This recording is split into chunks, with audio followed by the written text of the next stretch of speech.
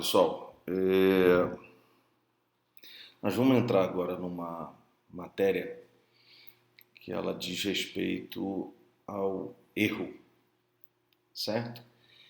Existem vários tipos de erro dentro do Código Penal.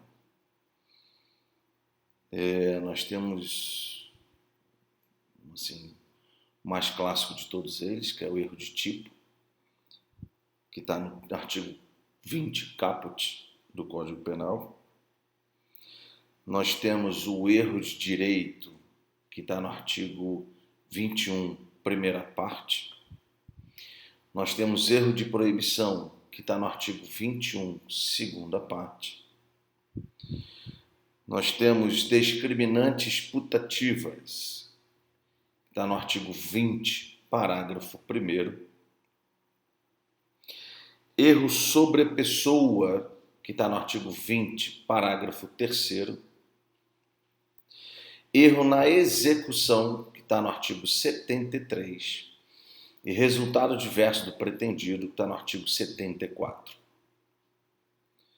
Eu estou falando de forma pausada para que vocês possam ir anotando esses dados, para que vocês tenham essas informações no caderno de vocês e no estudo de vocês.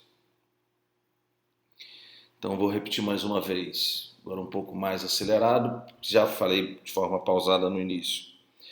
Nós temos erro de tipo, que é do artigo 20, caput, erro de direito, que é artigo 21, primeira parte, erro de proibição, que é artigo 21, segunda parte, discriminante putativa, que é artigo 20, parágrafo 1º, erro sobre a pessoa, que é artigo 20, parágrafo 3º, erro na execução, que é artigo 73, e resultado diverso do pretendido, que é artigo 74. Eu vou explicar cada um deles e vou tentar dar a diferença bem básica entre eles. O que vocês precisam compreender desses erros? Vocês precisam compreender o conceito de cada um deles, aonde ele efetivamente é aplicado, e a consequência jurídica de cada um deles. Certo? Essa aula vai ser um pouco mais extensa, porque eu quero abordar eles todos de uma vez só, para vocês terem esse conteúdo de forma individualizada, num único vídeo, certo? Pois bem, vamos começar pelos mais simples, certo? O mais simples, ele começa sobre o erro sobre a pessoa, que é do artigo 20, parágrafo 3º, certo? Esse está previsto na norma e tem um outro erro, que é erro sobre objeto, que esse é um erro determinado pela doutrina, que não tem previsão legal, mas ele segue a mesma característica do erro sobre a pessoa. O que dispõe sobre o erro sobre a pessoa? Vou ler o artigo 20, parágrafo 3º. O erro quanto à pessoa contra a qual o crime é praticado não isenta de pena. Não se consideram, neste caso, as condições ou qualidades da vítima, senão as da pessoa contra quem o agente queria praticar o crime. A gente, ao ler a norma, ela não traz um significado bem assim, mais fácil de compreensão. Mas o erro sobre a pessoa nada mais é no erro da identificação na pessoa.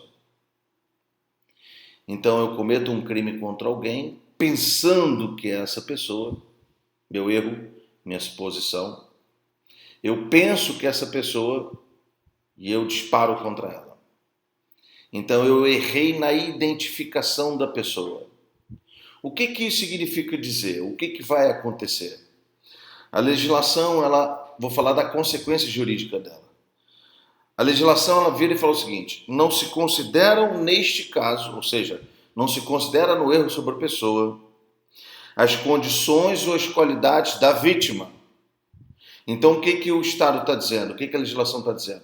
Eu não vou observar o que a condição ou a característica da vítima, mas contra as características e condições contra quem o agente queria praticar. Basicamente, senhores, vou dar um exemplo que não está relacionado com a conduta criminosa, mas para vocês poderem ter uma definição sobre esse erro sobre a pessoa do parágrafo 3º do artigo 20. Provavelmente vocês já devem ter se deparado na rua em que vocês cumprimentaram alguém. Opa, fulano, tal, como é que você está? E não era a pessoa. Então você parou para falar com alguém, pensando que era uma pessoa, e não era ela. A sua suposição, o seu pensamento estava relacionado para uma outra pessoa. Vale dizer, você errou na identificação da pessoa. Pela legislação, ele levaria em situação o seguinte: qual seria a consequência em relação a isso? A minha característica seria que eu vou levar as condições e as qualidades contra quem eu queria fazer. Se eu tivesse feito um crime contra ela, a minha conduta seria analisada contra quem eu quis fazer a conduta criminosa. Ou, nesse exemplo, contra quem você queria cumprimentar. Então, erro na pessoa é basicamente isso. É bem simples. Eu erro na identificação da pessoa. E qual a consequência em relação a isso? O Estado, por meio da legislação, diz: olha, eu agora vou observar contra quem você queria fazer e não contra quem você errou na identificação dela. Essa é a característica, o erro sobre a pessoa. O erro sobre o objeto é a mesma coisa, só que ele não tem previsão legal, certo? É o erro na identificação do objeto. Então, vamos imaginar que eu queria furtar, subtrair um Rolex e acabo subtraindo um relógio réplica de um Rolex. O erro sobre o objeto não vai retirar da minha conduta criminosa a minha intenção e vontade de cometer o crime de furto. Assim como o erro sobre a pessoa não. A própria norma fala, não isenta de pena. Então, consequentemente, o agente ainda vai cometer crime e vai sofrer pena. Vai ser penalizado por conta disso. Então, esse equívoco, ele não retira a responsabilidade do agente criminoso. É importante a gente falar isso porque, como eu falei para vocês umas aulas para trás, o ponto central do direito penal é ter a finalista da ação. Então, eu fiz a ação querendo um resultado, querendo fazer uma coisa. Se eu erro sobre isso, eu não tive a intenção. Então, vamos imaginar o seguinte. Vamos imaginar que se eu não tivesse essa norma, legal? Se eu não tivesse essa norma, vamos imaginar que eu queria matar, queria matar o meu pai, certo? E aí eu ando na rua, vejo uma pessoa, penso que é meu pai e disparo matando essa pessoa. Se eu não tivesse essa definição de erro sobre a pessoa, eu não tive a intenção de matar essa pessoa. Eu tinha a intenção de matar o meu pai. Então, minha ação foi voltada para uma finalidade diferente. Então, eu poderia enquadrar uma imprudência, certo? Só que o que o legislador fez? Ele falou, não, peraí. Nesse caso, você errou na identificação da pessoa, então eu vou levar em consideração as condições e as qualidades contra quem você queria fazer. Por isso que ele continua mantendo a sua conduta dolosa. Ele continua mantendo a sua intenção. Eu queria matar o meu pai. Ah, mas foi engano ter matado o terceiro. Não interessa, não vou levar em consideração as qualidades desse terceiro. Eu vou levar em consideração as qualidades contra quem você queria fazer. Como você queria matar o seu pai, a sua conduta foi de homicídio doloso. E você vai ser isento de pena? Não, você vai continuar respondendo pela conduta. E a norma ainda vai mais além, que é complementando agora, finalizando esses dois erros. Eu vou levar em consideração como se você tivesse matado seu pai. Porque é o que a norma diz na sua última parte. Eu vou levar em consideração contra quem ele queria fazer. Então, consequentemente, vou ter circunstância atenuante, minha pena vai ser um pouco maior porque eu estava querendo matar ascendente.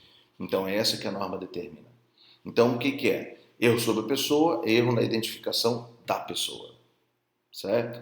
Isso significa dizer o quê? Quando isso acontecer, o Estado vai continuar me responsabilizando contra quem eu queria fazer. Legal? Esse é o erro sobre a pessoa e o erro sobre o objeto é a mesma coisa, apesar do erro sobre o objeto não ter previsão legal nenhuma em relação a isso. Legal? É uma construção doutrinária. Eu não posso deixar de mencionar para vocês a construção doutrinária. Pois bem. Passado por esses dois erros, nós entramos nos outros erros mais fáceis. Estou numa crescente. Eu entro nos outros dois erros mais fáceis, que são os erros na execução e o resultado diverso do pretendido. O erro na execução é o artigo 73. O resultado diverso do pretendido é artigo 74. Certo? Vamos ver o conceito e as consequências do erro da execução, que é o 73. Vou ler o 73. Quando por acidente ou erro no uso dos meios de execução, o agente, ao invés de atingir a pessoa que pretendia ofender, atinge pessoa diversa. Por enquanto eu vou parar por aqui. Vou repetir. Quando por acidente ou erro no uso dos meios de execução, o agente, ao invés de atingir a pessoa diversa, a pessoa que pretendia ofender, atinge pessoa diversa. Aí vocês vão falar assim, mas isso não é sobre a pessoa? Não. Normas diferentes, conceitos diferentes, definições diferentes. No 73, no 20, parágrafo 3º, que é no erro sobre a pessoa, o agente erra na identificação da pessoa. Então ele olha a pessoa, pensa que é fulano, mas não é. É um ciclano, é beltrano. No erro na execução, ele não erra na identificação da pessoa, ele sabe quem é a pessoa. Entretanto, ele erra na sua conduta, na sua execução. Então, ele, ao disparar contra a pessoa, que era a pessoa, que ele não errou na identificação, ele, quando ele efetua o seu disparo contra a pessoa que ele queria praticar a conduta criminosa, ele acertou uma pessoa diversa. Então, o erro na execução não é erro na identificação da pessoa, que isso faz parte do erro sobre a pessoa. Erro na execução é no erro da conduta do agente, no momento em que ele realiza a ação. Certo? Definir as duas definições ficou fácil, só que o próprio 73 ele me reporta a mesma característica do artigo 20, parágrafo 3º, que agora eu vou continuar lendo a norma. Quando, por acidente ou erro no uso dos meios de execução, por isso que é erro na execução, erro na conduta, não na identificação. Quando, por acidente ou erro no uso dos meios de execução, o agente, ao invés de atingir a pessoa que pretendia ofender, atinge pessoa diversa. Veja que a própria norma está dizendo que ele erra na execução. Aí ele continua. Responde como se tivesse praticado o crime contra aquela, atendendo o seu disposto no parágrafo 3º, artigo 20. Ele se reporta ao artigo 20. Entretanto, não é erro sobre a pessoa. Ele só se reporta ao artigo 20, parágrafo 3º, para dizer que neste mesmo caso, igual no erro da identificação, o legislador vai optar o quê? Eu vou aplicar a pena contra quem ele queria fazer. Certo? Então, não me interessa contra quem ele fez. Eu vou responsabilizá-lo da mesma forma contra quem ele queria fazer. Na mesma regra que tem no artigo 20, parágrafo 3º. E aí ele continua. No caso de ser também atingida a pessoa que pretendia ofender, aplica-se a regra do artigo 70. O artigo 70 vocês vão ver no próximo semestre. Isso é penal 2, isso é concurso formal, para vocês terem uma característica sobre ele bem básica, tá? Não vou aprofundar nele. Ele é o artigo 70, já está mencionado. Mas é o seguinte, o que é o artigo 70? O agente, mediante uma ação, comete 2 ou mais crimes. É como se eu tivesse efetuado um disparo e acertado 2 pessoas. Isso que é concurso formal. Então, o que diz o 73? O 73 vira e fala o seguinte: no caso de ser também atingida a pessoa que pretendia ofender, aplica-se o 70. O que o artigo está dizendo? Olha, ele além de ter errado na execução, ele não acertou só quem ele queria, ele acertou também um terceiro. E aí ele vira e fala o seguinte: olha, nesse caso ele vai seguir a regra do 70. O que significa seguir a regra do 70? Eu aplico a pena de um deles e aumento de 1/6 da metade, é o que está lá no 70. Vocês não precisam saber esse conceito agora. Vocês só precisam saber que, se eu efetuo o disparo, erro e acerto também que eu queria pretender, que eu pretendia ofender, eu vou responder pelas duas condutas. Uma ação, dois crimes. A forma de aplicação da dosimetria de pena é no 70 no próximo semestre. Vocês só precisam ter esse conceito agora. Mas o que significa dizer isso? O que é importante? Ou como é que a gente concebe essa definição? Essa definição é bem simples, senhores. Vamos imaginar o seguinte: eu quero matar o Clover. Vejo o Clover. Então, meu erro não é na identificação. Então, eu vejo o Clover, quero matar o Clover. Disparo, acerto o Miguel. Eu vou responder como se eu tivesse acertado o Clover. Essa é a primeira parte do artigo 73. Na segunda parte, ele fala: e se também acertar o Clover? Se também acertar o Clover, vamos observar a regra do 70. O que significa dizer? Efetuei o disparo, acerto no Clover e no Miguel. Acertando nos dois. O que vai acontecer? Eu vou para a regra do 70. E qual é a regra do 70? Com uma ação, eu pratico dois crimes. Como é que vai ser minha dosimetria de pena? Por isso vocês vão ver no próximo semestre. Como é que vai ser minha dosimetria de pena? Eu respondo por uma conduta criminosa, aplico a pena de uma delas e depois eu somo um sexta metade pela segunda. É isso que significa dizer.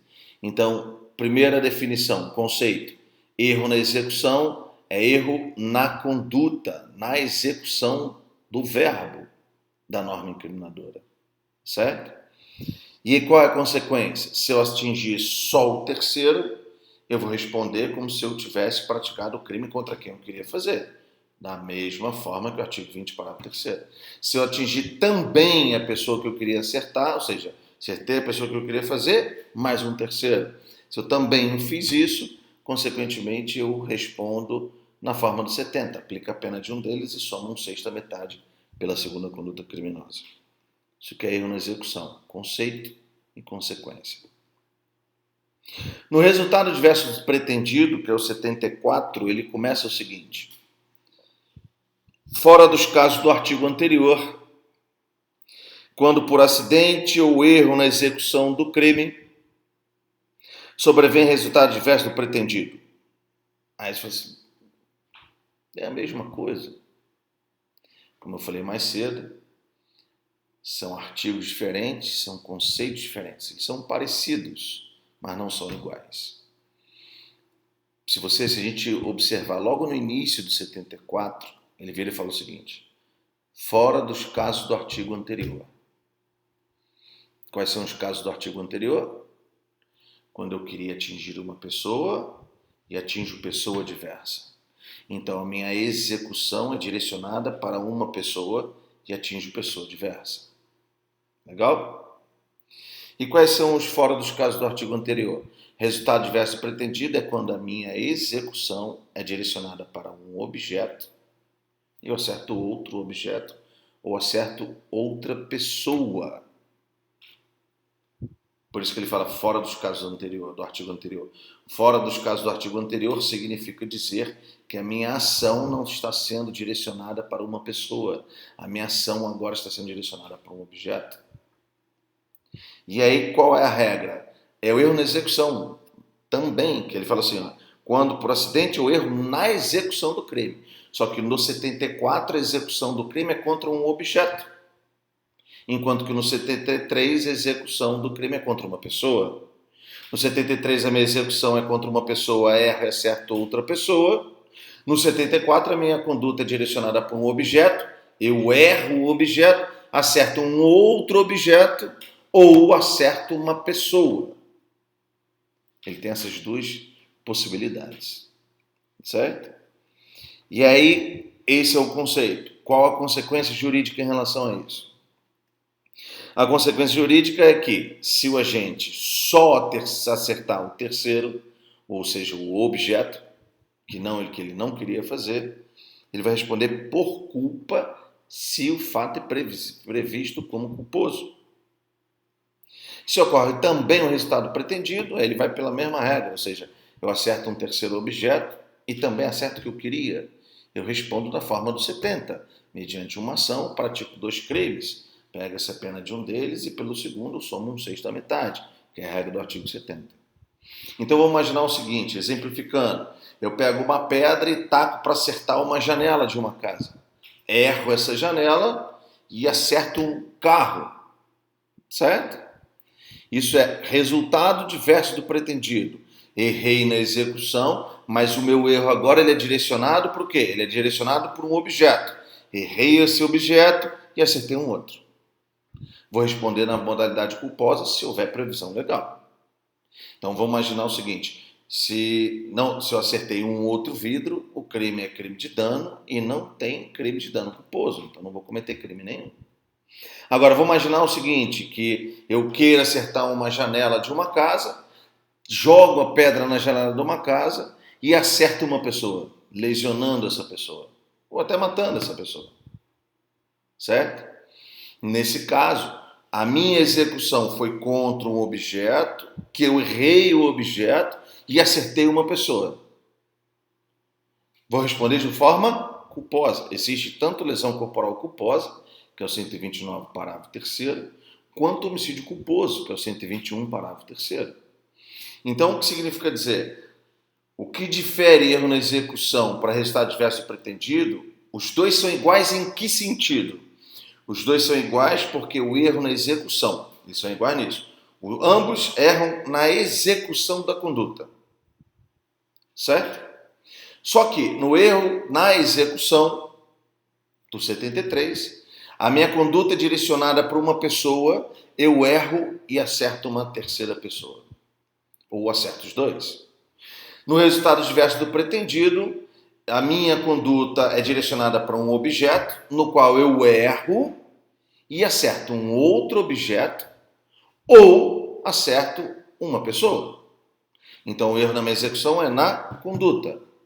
Enquanto que no 73, que ele fala no erro na execução, se eu acertar só a terceira pessoa, eu vou responder contra quem eu queria fazer, ou se eu acertar os dois, de acordo com o 70.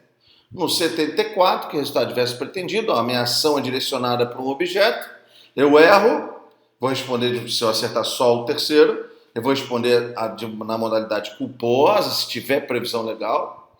Se não tiver previsão legal, eu respondo, não tem crime. Ou se eu acertar também o que eu queria acertar mais o terceiro, aplica-se a regra do artigo 70. Mediante uma ação, pratico 2 crimes, aplico uma pena, somo um sexto da metade pela segunda.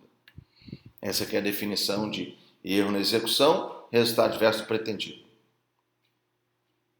Aí nós vamos para erro de direito, que é o artigo 21, primeira parte. No artigo 21, primeira parte, vou ler só a primeira parte. O artigo 21, primeira parte, diz o seguinte: o desconhecimento da lei é inexcusável. Inexcusável vem de excusa, de desculpa, de justificativa. Então, o que o legislador está dizendo? Olha, você não pode argumentar para mim que você não conhecia a lei. A característica de uma legislação, se lembram que eu falei nos primeiros dias de aula, quando uma lei federal, pelo Congresso Nacional, determinar uma conduta criminosa, ela se torna impessoal e imposta a todos a partir da sua publicação. Foi publicada, passou a vigorar, podendo ter o período de vacatio legis ou não, mas ela passou a ter a sua vigência, ela é imposta a todos, de forma impessoal. Eu não tenho uma característica. Eu não posso falar assim, eu não sabia que isso é crime. Eu não sabia. Isso não existe. Erro de direito, é o que o pessoal fala. O equívoco, erro está em equívoco. Legal? Mesmo a palavra equívoco, ela vai se direcionar em todas as elas. Seja erro sobre a pessoa, sobre o objeto, na execução, no resultado diverso pretendido, erro no direito, qualquer um deles. É equívoco da gente. Eu pensei que eu estava fazendo uma coisa, mas na verdade não era isso. Pensei, vontade, consciência, vontade, teoria finalista da ação. Eles, de certa forma, poderiam deslocar esse conhecimento, mas aí vem o legislador e puxa a rédea nessas situações. Então, o que o erro de direito fala no artigo 21, primeira parte? O erro de direito vira e fala o seguinte: olha, o desconhecimento da lei é inexcusável. Não adianta você chegar e falar, mas eu não sabia que isso era crime. Mas eu não sabia. Esquece. Isso não será justificativa para você. Você vai continuar respondendo pela modalidade culposa. Isso que é erro de direito. Legal? E agora nós temos que fazer um parâmetro para discriminante putativa e erro de proibição, que eles meio que se adequam. Vamos dizer assim, são parecidos. Igual no erro sobre a pessoa, erro na execução, são parecidos, mas não são iguais. Erro na execução com resultado diverso pretendido, são parecidos, mas não são iguais. Agora nós temos discriminante putativa e erro de proibição, que são parecidos, mas não são iguais, estão em normas diferentes. O erro sobre o erro de proibição, perdão. O erro de proibição está no artigo 21, segunda parte. E a discriminante putativa está no artigo 20, parágrafo 1º. Repetindo, erro de proibição está no artigo 21, segunda parte. Discriminante putativa, artigo 20, parágrafo 1º. Qual é a similitude entre eles? A igualdade entre eles? Esse equívoco, esse erro do agente, ele está relacionado às normas permissíveis. Então, o equívoco do agente ele vai estar direcionado por uma característica de uma norma permissiva.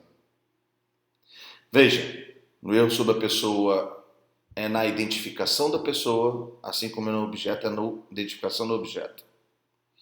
Erro na execução, resultado diverso do pretendido, o erro é na conduta, na execução. Discriminante putativa ou erro de proibição, o erro são sobre as características das normas permissivas. Refrescando a memória de vocês, normas permissivas são aquelas normas que possuem a capacidade de excluir a ilegalidade da conduta, a ilicitude da conduta. Por isso que elas se determinam como permissivas. Apesar da sua conduta ser considerada como crime, ela não será antijurídica. Apesar da sua conduta ser considerada como um fato típico, não será crime pela antijuridicidade. Se lembram? Crime, teoria bipartida, fato típico, antijurídico. Apesar de eu ter o fato típico, as normas permissivas, elas excluem a ilegalidade. Então, para ser crime é necessário que seja um fato típico e que ele seja ilegal. As normas permissivas serão estudadas exatamente na antijuridicidade. Nós vamos falar um pouquinho mais para frente das normas permissivas. Mas são aquelas normas que possuem as características de excluir a ilicitude. Vamos dar um exemplo? Dei um tiro no Cláudio porque eu queria matar o Cláudio. Fiz uma ação. Dar tiro é uma ação. Essa ação foi com vontade dolosa. Então, ação dolosa, primeiro elemento do fato típico. Tive um resultado, morte do Cláudio. Foi a minha ação que produziu o resultado, tem nexo causal entre eles. Tipicidade. Aquela minha ação e meu resultado estão previstos numa norma incriminadora determinando aquilo ali como crime. Então, eu tenho um fato típico preenchido por completo, seus 4 elementos. Ação, resultado, nexo causal e uma norma incriminadora determinando isso como crime. Legal? Aí eu vou analisar se o que eu fiz é antijurídico ou não. Por quê? Porque eu posso ter normas que excluem essa ilicitude. Exemplo, legítima defesa. Então, vamos imaginar que eu dei um tiro na cabeça do Cláudio, matando o Cláudio, querendo matar. Eu tenho uma ação dolosa, com o resultado que eu quero, teoria finalista da ação, ação voltada para um resultado, no qual eu quero obter esse resultado.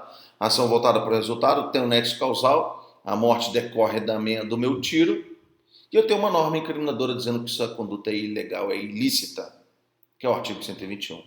Entretanto, a minha conduta não é ilegal, porque se eu agir em legítima defesa, a legítima defesa, por ser uma norma permissiva, ela exclui a angiolicidade, a ilicitude, a ilegalidade da minha conduta. Então eu não cometo crime. Pois bem, a discriminante putativa e o erro de proibição estão relacionados às normas permissivas. São aquelas normas que excluem a ilicitude do agente. Diferença entre elas, antes de eu dar o conceito e as consequências. No erro sob a proibição, o equívoco do agente, o erro do agente, está relacionado à extensão da norma. Ele achava que a norma tinha uma amplitude maior do que ele imaginava. Ele pensava que a norma era maior. Na discriminante putativa, ele não erra sobre a norma, ele erra na situação fática, no fato que está acontecendo. É bem simples. Na hora que a gente for ler os conceitos, elas vão parecer meio iguais, né? Mas a essência delas é essa. No erro sobre proibição, a gente pensa que a norma protegia mais do que ela efetivamente protege. Enquanto que na discriminante putativa, o agente erra na situação fática, na realidade onde ele se encontrava. Certo? Então vamos lá. Erro sobre proibição está no artigo 21, segunda parte. O erro sobre proibição ele diz o seguinte: o erro sobre a ilicitude do fato. Erro sobre a ilicitude do fato. Eu pensei que aquele meu fato não era ilícito, porque a norma me abrangeria. Certo? Então vamos imaginar o seguinte: vamos imaginar que eu pense que se eu entro dentro da minha casa e, sei lá, vejo que a minha esposa está me traindo com alguém na cama e mato o cara pensando que eu posso defender a minha honra. Não. Olha só, ele não erra na identificação da pessoa, ele sabe que é a mulher, ele sabe que é o cara. Ele não erra na execução, porque ele atirou e matou o cara. Não é resultado adverso pretendido, que era o que ele queria. Mas ele pensa que ele poderia agir em legítima defesa, que é uma norma permissiva, e que a legítima defesa, na sua previsão legal, disporia que ele poderia fazer isso. Então ele erra na extensão da norma. Eu faço uma conduta pensando que eu poderia fazer essa conduta, porque eu imagino que a norma me protegeria, que essa norma de legítima defesa ela estaria direcionada para mim. Eu errei na identificação da norma. O nome disso é erro de proibição. Quais são as consequências no erro de proibição?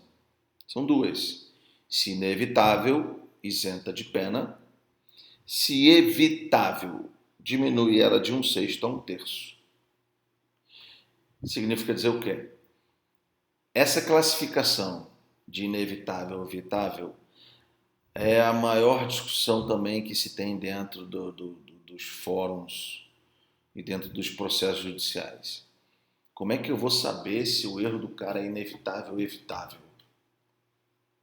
Vai depender de N tipos de características, N tipos de circunstâncias, vai depender da pessoa, vai depender de uma série de situações.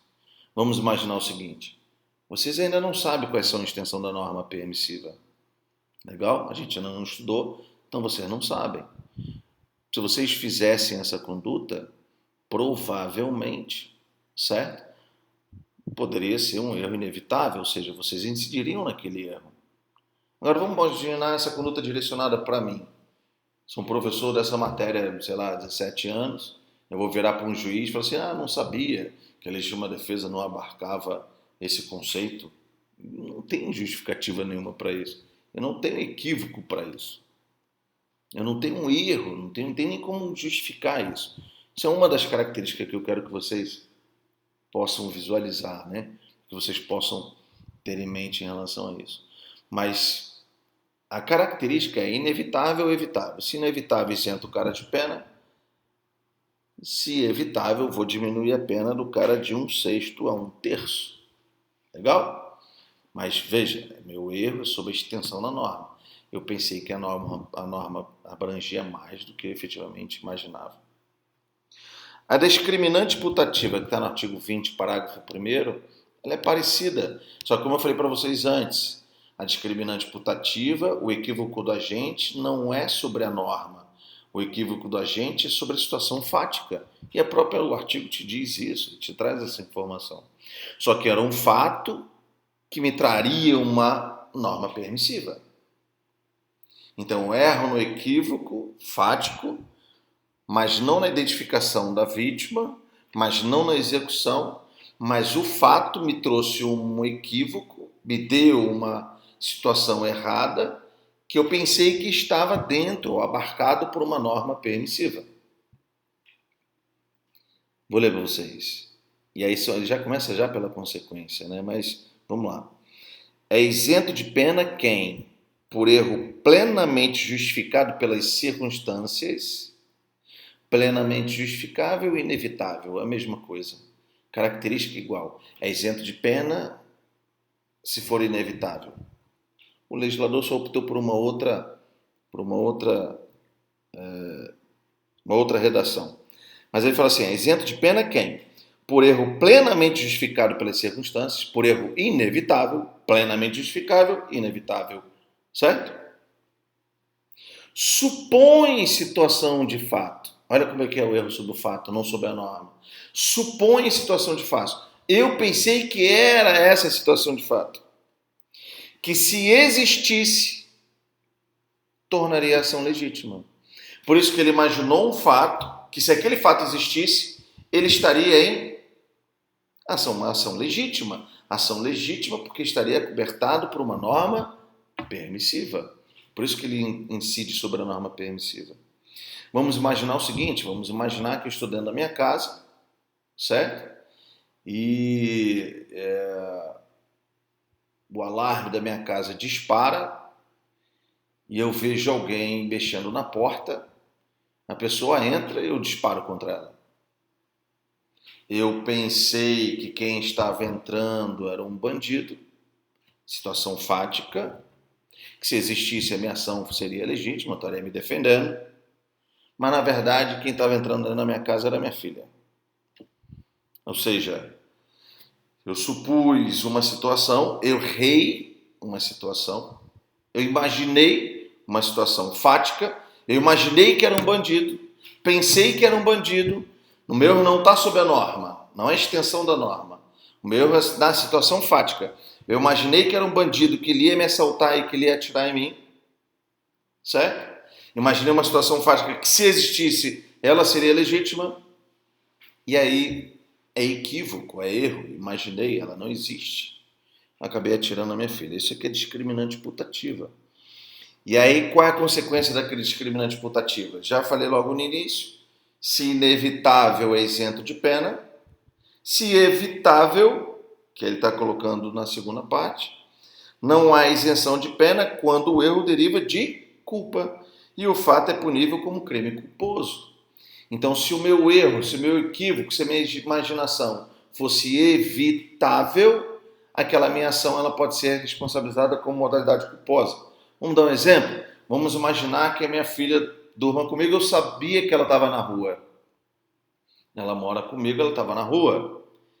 Então, o que eu deveria fazer? O que eu poderia ter evitado a situação fática? Perguntar? Avisar? Como é que ela alarme disparou? Ela conseguiu? Tentar falar com ela? Por isso que falta de cuidado responde por culpa. Então, eu teria que ter a lógica, volto a dizer, essas circunstâncias de inevitável e evitável são questionamentos de um processo judicial gigantescos. Porque aí a gente vai ver, não era evitável, não era evitável, ele sabia, não sabia. Essas discussões vão para dentro. O que a gente precisa compreender são os conceitos. Pelo conceito, é isento de pena se inevitavelmente ele imaginou uma situação de fato. Que se existisse, tornaria a sua ação legítima. Se essa imaginação fosse evitável, ele vai responder pela modalidade culposa de acordo com o artigo 20, parágrafo 1º. Isso aqui é a diferença entre discriminante putativa e erro de proibição. E para finalizarmos o nosso erro, deixei ele por último, que é o artigo 20 caput.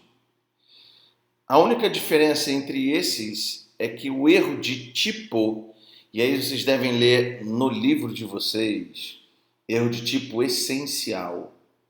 Ele faz essa distinção entre erro de tipo essencial e erro de tipo acidental. Erro de tipo essencial é artigo 20 caput. Erro de tipo acidental, aí ele vai para erro sobre a pessoa, erro sobre o objeto, erro na execução, resultado diverso do pretendido. Certo? Então no livro vocês devem ter essa distinção também em relação a isso. No erro de tipo, que eu estou falando de forma bem simples, é o erro de tipo essencial. O erro de tipo essencial está no artigo 20 caput, ou seja, a cabeça do artigo. E o que dispõe o artigo 20 caput? O erro sobre o elemento constitutivo do tipo legal. E aí já temos a definição. Fazer bem a breve um sumário do que a gente fez aí para trás. Erro sobre a pessoa, erro sobre o objeto, erro na identificação da pessoa e do objeto. Erro na execução, resultado diverso pretendido. O erro é na conduta, é na execução. Discriminante putativa e erro de proibição são erros sobre as normas permissivas. Erro de proibição, extensão da norma permissiva. Discriminante putativa, erro sobre a situação fática que transformaria numa norma permissiva. E erro de tipo essencial do artigo 20 é erro sobre as elementares da norma incriminadora. Olha lá, o erro sobre o elemento constitutivo do tipo legal de crime. Trocando em miúdos. Erro sobre os elementos da norma incriminadora. Erro sobre os elementos da norma incriminadora. Então significa dizer o quê? Que agora o meu erro ele não está mais direcionado na identificação da pessoa, ele não está mais direcionado sobre a conduta, ele não está mais direcionado sobre as normas permissivas, mas ele está sobre os elementos que constituem a norma incriminadora. Quais são os elementos que constituem a norma incriminadora? Qualquer uma. Todos eles estão no caput. O caput é que é a essência da norma incriminadora. Norma incriminadora ela tem o seu preceito primário, que define uma conduta, e o preceito secundário, que aplica uma pena. Ou seja, se eu fizer aquela conduta, que é um mandamento proibitivo, se eu fizer aquela conduta, eu receberei uma pena de tanto a tanto. Agora, se eu equívoco sobre essas elementares que estão no caput, aí, consequentemente, eu vou estar num erro de tipo essencial. Para a gente ver um exemplo sobre isso, um exemplo bem simples, tá? Para que vocês possam observar. Lógico que isso aí, ao longo do tempo, a gente vai aprimorando o conhecimento, vai ficando mais fácil para vocês em relação a isso, mas provavelmente alguma vez na vida de vocês, devem ter pego a caneta de alguém pensando ser sua. Legal? Provavelmente. Por que eu estou falando isso para vocês? Quando você pegou a caneta de alguém pensando ser sua, isso ele estaria encaixado dentro de uma norma incriminadora, dentro de uma elementar de uma norma incriminadora. Vamos tirar o exemplo. Vamos imaginar o seguinte. Eu posso pegar a caneta de alguém e levar para mim? Não. Por que não? Porque essa caneta ela não me pertence, essa caneta não é de minha propriedade, é de uma outra pessoa. Então, se eu pego essa caneta para ficar comigo, eu estou cometendo um crime de furto, 155. É bem simples. Vamos lá para o 155. Vou ler para vocês. Subtrair para si, pegar para mim, coisa alheia móvel. Coisa alheia móvel. Caneta é um bem móvel, não era meu, e eu peguei para mim. Então, se eu pegar a caneta de alguém e levar para mim, eu estou dentro de um crime de furto. Subtrair, coisa alheia móvel. Certo? Voltando ao exemplo que eu dei para vocês. Se eu pego uma caneta de uma outra pessoa pensando ser minha, o meu erro está sobre a elementar da norma incriminadora. Qual elementar? A que está no caput. Eu não erro sobre pegar, eu não erro sobre para mim, eu não erro sobre coisa móvel, uma coisa móvel, mas eu erro sobre elementar alheia que está no caput. Eu não pensei que a caneta era de outra pessoa, eu pensei que a caneta era minha. Certo? Se eu pensei que a caneta era minha, eu erro sobre o elementar do tipo penal, sobre a norma incriminadora. E quando eu erro sobre a norma incriminadora, qual a consequência em relação a isso? Aí o artigo 20 fala o seguinte: o erro sobre o elemento constitutivo do tipo legal de crime exclui o dolo, mas permite a punição por crime culposo, se previsto em lei. No erro de tipo essencial, ele também, apesar de não ter a previsão legal, ele também tem a característica de inevitável e evitável.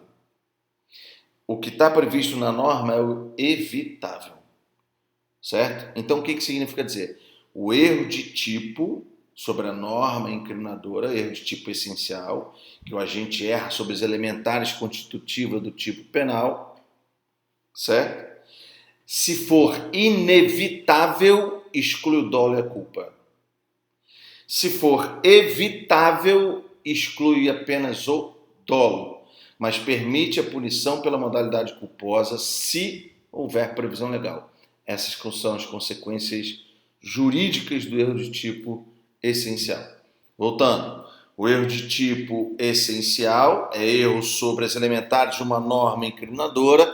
As elementares de uma norma incriminadora estão no caput. E o que acontece? Se esse meu erro, se esse meu equívoco for inevitável, exclui o dolo e a culpa. Se esse meu erro, esse meu equívoco for evitável, ele exclui apenas o dolo, permitindo a punição pela modalidade culposa, se houver previsão legal.